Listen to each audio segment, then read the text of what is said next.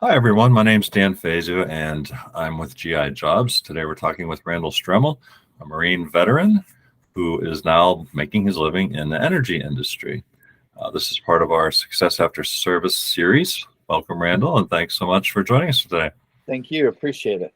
Yeah, so I thought we'd start with where you are now, talk a little bit about what you do today. Uh-huh. Then we can rewind and talk about where it all started, which is in the Marine Corps, Yep. and just sort of work our way back to right here today, Yep. where you are now. So Absolutely. So I am the owner of PMET, Pittsburgh Mineral and Environmental Technologies. We provide laboratory analysis for the oil and gas industry for water quality, soil quality, material quality, corrosion, stuff like that. We also perform on-site inspections for new construction and asset integrity. And we are also have transitioned into the green industry for remediation of power generation waste materials. how many people do you employ in your company? So right now we are at 32 people. We are going to be hiring 5 people in the next 3 months, and then we will be hiring another 30 people in the next 9 to 12 months. Wow, that's some Yes. serious growth. Yes, sir. Congratulations. Yeah, thank you. Well, we have a new project that we will be intaking steel manufacturing waste and reusing it so that are creating a taking the waste in to create products that then the steel manufacturer can reuse. So it's a kind of a circular economy to, from waste back to use. So we'll have a full facility there, and that will employ those 30 people. Fantastic. Your name suggests that you're based in Pittsburgh. Yes, the offices are in Pittsburgh, but I am in Houston, the energy capital of the world. So that's where I am currently at right now. Fantastic. Well, you've clearly achieved some success in the civilian world. But let's rewind a little bit and Sure. talk about where it all started. Yep. When did you enlist in the Marine Corps and why? So I enlisted in the Marine Corps in 1998. A friend of mine who went directly from high school into the Marine Corps after came back from boot camp and was kind of doing the recruiter assistant and talked me into it. I'll say that. And what was your MOS?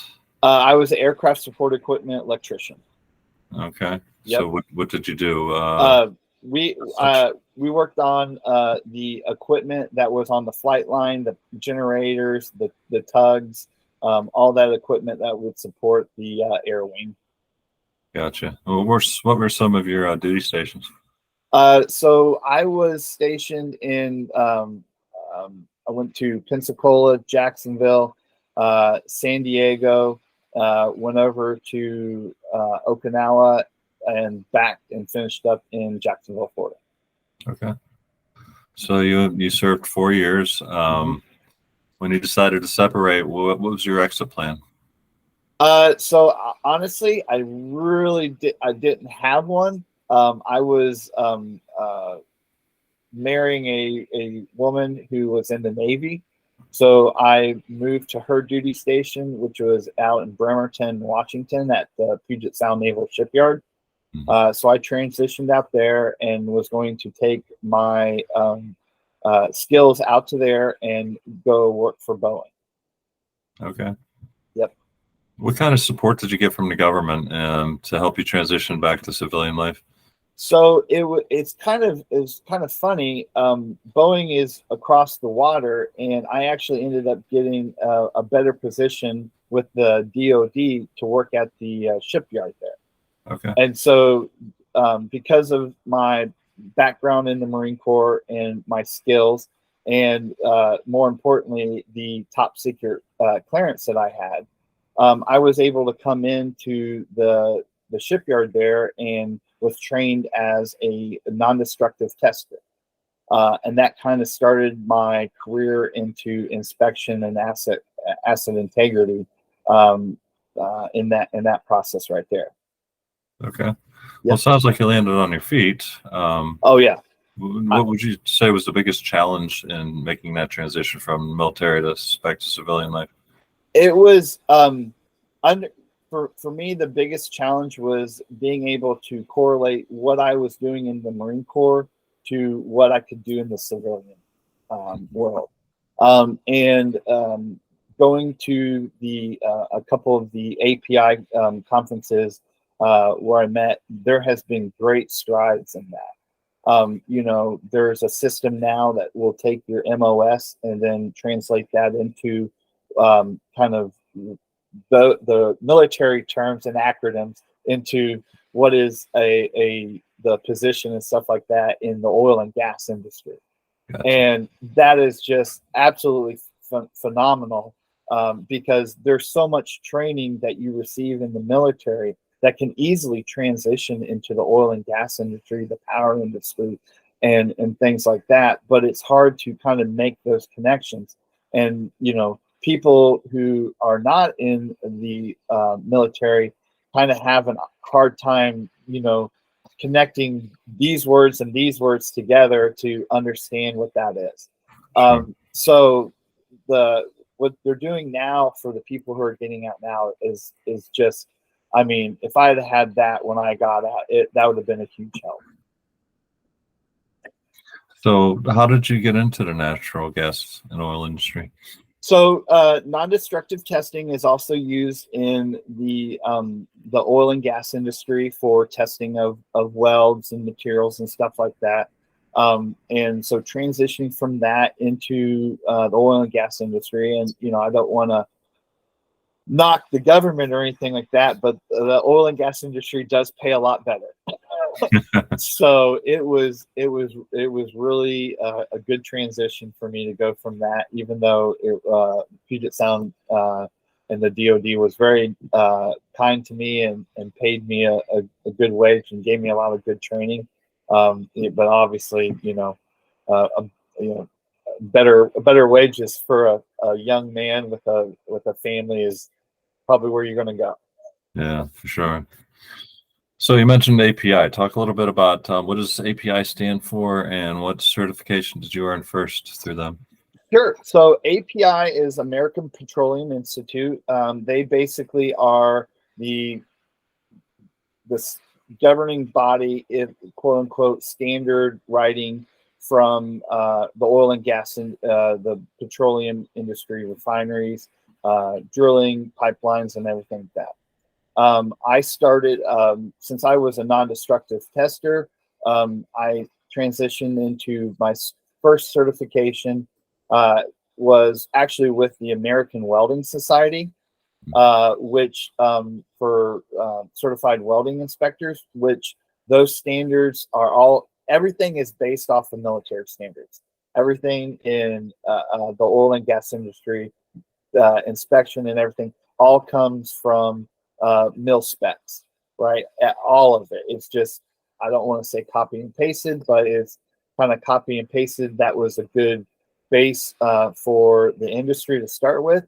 And then the industry adopted API, which then grew to more specific specifications around the oil and gas industry.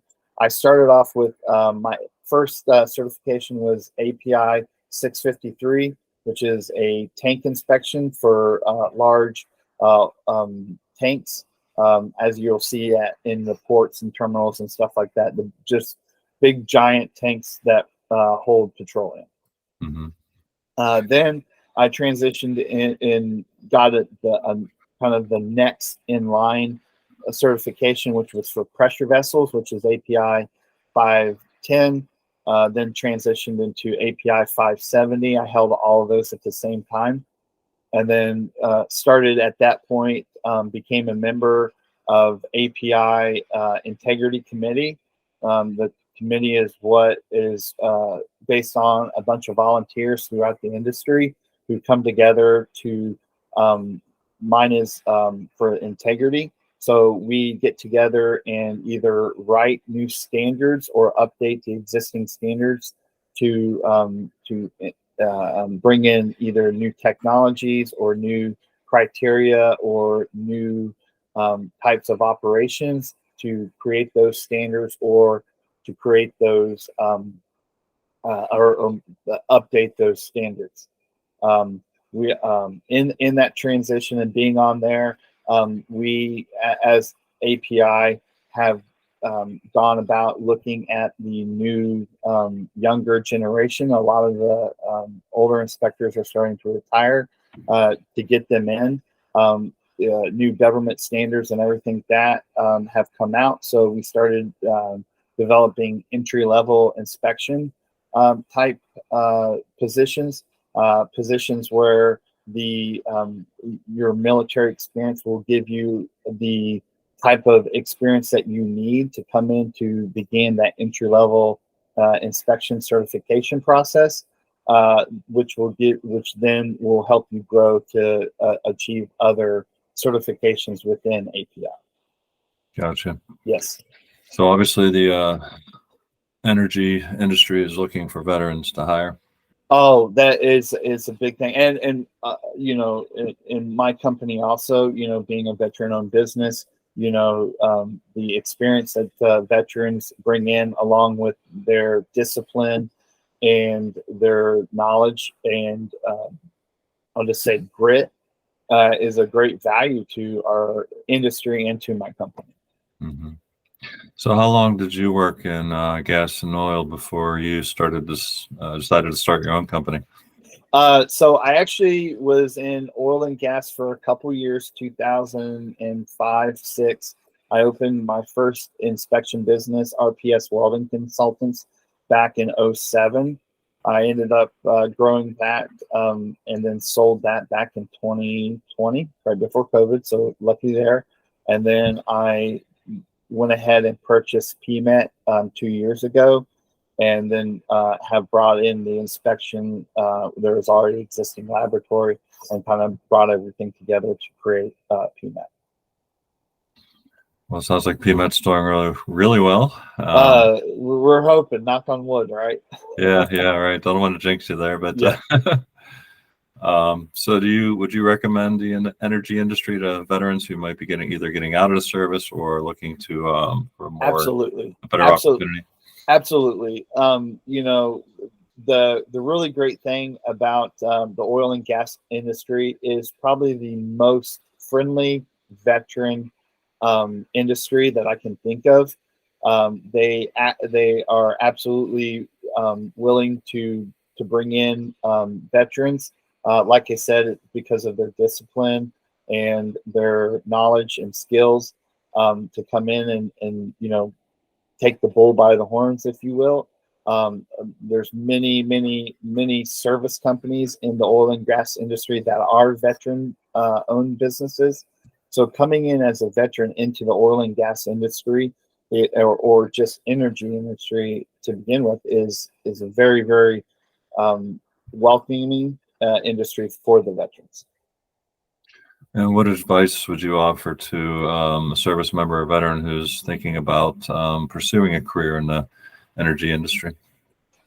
So, you know, first advice is, you know, going in and basically figuring out where you're wanting to be located, right? And then once you figure out, you know, hey, I'm going to move back home, or I'm going to stay here at wherever, you know, then you can start hitting up the companies, right? For a lot of these, you know, services, you know, figuring out what you know, if you're a mechanic and you want to stay a mechanic, you know, there's a lot of mechanical service companies. So it's just basically there's a lot of good veteran services out there that these oil and gas industries subscribe to help bring those in. You know, there's a lot of knowledge when you're doing your departure from the military. I would say, you know, the best thing that you can do is take advantage of those programs that you're getting out to, Don't wait until your date is done. You start way before that. The companies are absolutely looking for talent, especially right now, and they are willing to work with you. So take advantage of those veteran assistant programs that are being offered, and hit those up very first thing, because I'm going to tell you, we have been very successful with those programs. Yeah, we hear that over and over again. Start early. Mhm. Don't wait till the last Yeah, minute. exactly. No matter what you're getting into. But Yep. that's great advice. Yeah, and there is a lot of programs out there, and some of them are specific to the area, to that state or something like that, and some of them are national. So picking them and getting a hold of them, they make it very easy. And the people who are subscribed to those, which would be businesses like mine, who subscribe to those and are working with those industry, they are there because they're looking for talent. They are actively seeking these people. So being there and just making that quick connection is absolutely imperative to coming into the oil and gas industry. What's the pay like? I mean, obviously it's going to range depending on what you're doing and what level Yep. you are, but just give us some idea of, like, are these lucrative careers, or These are careers that you will retire from. Mhm. Very, very, very easy. And I'll give you my example. When I initially started in the shipyard, I was at $10.98 an hour, which, coming from the Marine Corps into that, I just thought I was, rich. And then by the time I ended up getting out of the DoD, I was at $15 or $16 an hour. And then transitioning into the oil and gas industry, my first one was $18 an hour. And then I bumped up to $30 an hour within 18 months. Wow. Yeah. Yeah. Well, considering the time, how many years ago that was, that's significant. Yes. Yes. It was good. And so, easily transitioning, I would say at current rates right now, someone coming out of the military could easily get a $20 an hour, if not more, position. Well, so it sounds like great opportunities for Yep. Yep. those who are Yep. able and interested in doing it. If you're willing to travel, you'll make even more. Yeah. Yeah. Makes me wish I were young again. Well, fantastic. That's great advice. Thanks, Randall. Yep. Is there anything else that you'd like to add that we didn't talk about? My time in the military was fantastic. Looking back on it, sometimes at the time, it didn't feel that good. But being the discipline and the what I learned in the military obviously is very structured, right? And being, especially with me being in the air wing, there was procedures that you needed to follow on everything that you do, and how you do your work. And that is very much in the oil and gas energy industry. It is a very, very thing, exact same process. So, understanding that when you come out and come into the oil and gas industry, there's really not going to be very difficult for you to understand. You're just, learning a different word. That's all you do, Yeah. right? A different acronyms is Yeah. what I like to say. So it is absolutely, please come into the industry. Please, for me, on a personal note, the inspection industry, the asset integrity, something that the people in the military do on a daily basis is something that we would definitely love to have in, right? You are well-trained technical people, and it's a much needed skill set that you possess. So don't feel like, oh, I'm, this doesn't transition. It absolutely does. Whatever you're doing in there absolutely does. Right. Yeah. Fantastic. Well, Randall, it's been a wonderful talking to you Yes. today. Thank you so much for taking the time. And appreciate your time. I really do, and I hope this is helpful and can help some military people come into the industry. all right. Well, thank you so much. Hey, no problem. Thank you, Dan. Take care.